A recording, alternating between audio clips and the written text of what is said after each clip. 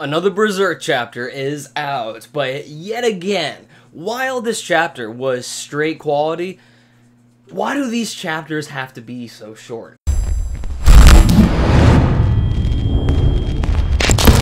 So really quick before we actually get into this chapter, I just wanted to mention that on the very first page of this, chapter of Berserk, it actually stayed at the very bottom left-hand corner of the screen that the TV anime is still airing, which kind of brings up the question if actually Kentaro Miura actually finished this chapter when the, animation or the adaptation for Berserk 2017 in this case was still airing. It kind of really brings up that question, because I just find it kind of odd that, the 2016 and 2017 adaptation of Berserk have already concluded, but yet again, in the translation it says that the TV anime is still airing, so I was just kind of put off back by that. But anyway, I digress. Let's actually dive into the chapter. This chapter, guys, was fucking fire, yo. It was amazing seeing Guts, well, at least the imitation of Guts, if you will, and then the imitation of Griffith go at it within this dream was just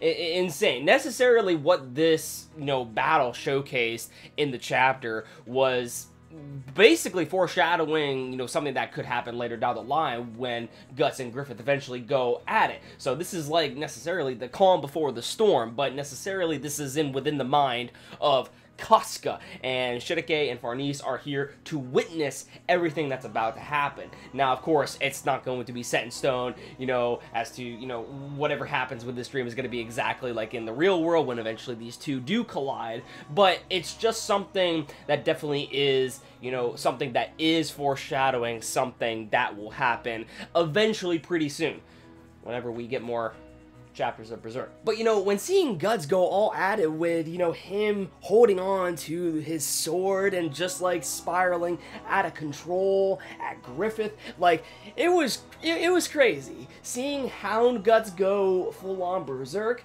in the Berserker armor was nasty.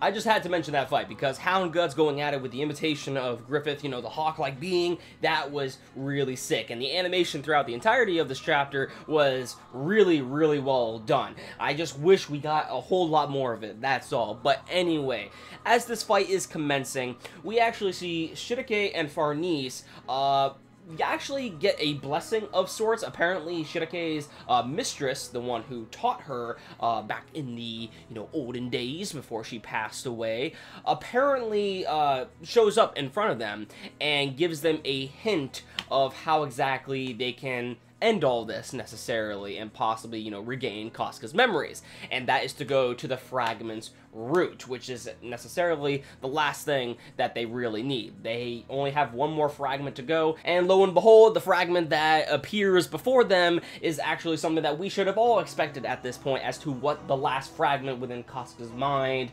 would be, and that is Guts's and Casca's tainted child, or otherwise known as the demon child that Femto tainted. And that is basically where the chapter ends for Berserk. It was a really short chapter, like I said, in the beginning of this video. Like, why do these chapters have to be so short? I mean, honestly, we waited a whole entire month. It felt longer than a month, to be honest with you. And then when we get the chapter, while I am happy, don't mind you, because the chapter was straight up quality, it's just, I'm very upset at the fact that why do these chapters have to be so short, because I love Berserk so much that I want to see more of it, you know what I'm saying? But I mean, hey, you know what, at the conclusion of this chapter, it says that we will be getting another chapter in late February, so I can't complain too much. But man, I just I want more pages. I want more pages.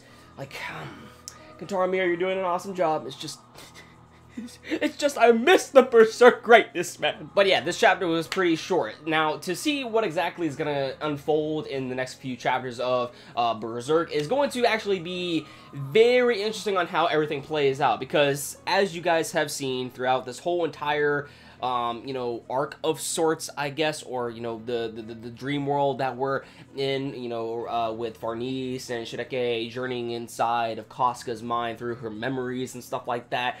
We've seen kind of things from, like, the beginning of Berserk all the way up to the eclipse. Essentially, that is what we're at right now, with Guts and the Imitation of Griffith going at it. You have the demons appearing right before Shirake and Farnese, and they are trying to, you know, fight off the demons with Shirake's golems and stuff like that, and the thorns, the pile of thorns that looks like a mountain of sorts could be you know, resembling the mountain of corpses that were left by the band of the Hawk during the eclipse. So there is obvious things that have, you know, various similarities to what happened and what transpired, you know, earlier in the early stages of Berserk. So to see, you know, by the end, whether or not we will see Farnese and Shirake actually regain Casca's memories is going to be interesting to see, but I'm more so curious as to what is going to go on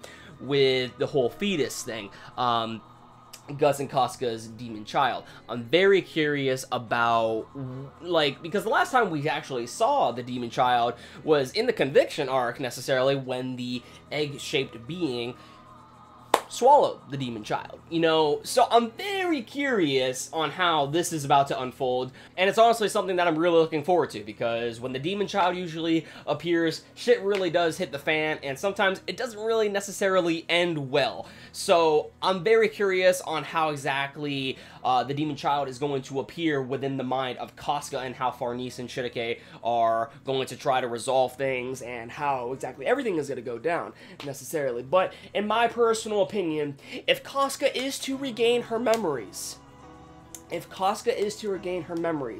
I have a feeling, and I've had this feeling for a while, that it might end off on a bad note. It might just lead to another problem, so to speak.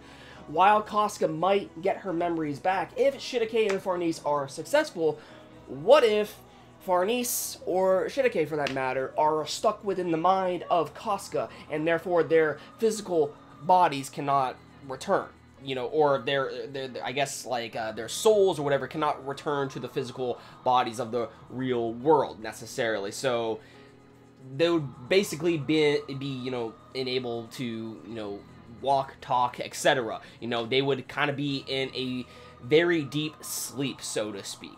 You know, that's another problem that I'm kind of interested if something like that will happen, because it's not something that is really that far-fetched when you really think about it. So I'm just curious as to what exactly is going to play out, but we really don't know what's going to happen. Kentaro Miura, you know, always throws out surprises with us, so I'm very curious as to what's going to happen with that. I'm just throwing out speculations, but yeah, if Casca is to ever regain back her memories, which I hope she does, you know, I just have a feeling that it could end badly for the other party members and will eventually lead to another problem, and then from there, you know, the party is going to have to try to resolve that issue, you know, which could lead to other problems later down the line of Berserk. So I don't know. We'll just have to wait and see. I really don't know. We'll just see. But regardless, this was a very fun chapter of Berserk. Very short, mind you, but the art was wonderful. Especially, the highlight of this chapter was definitely the fight between Guts and Griffith, or at least, you know, the imitations of them. I love that. I love that, especially when Guts is holding that sword as a hound on its tail or whatever, and he's like spiraling down on Griffith. That was amazing. That's probably gonna be my thumbnail, honestly, because that image right there was awesome.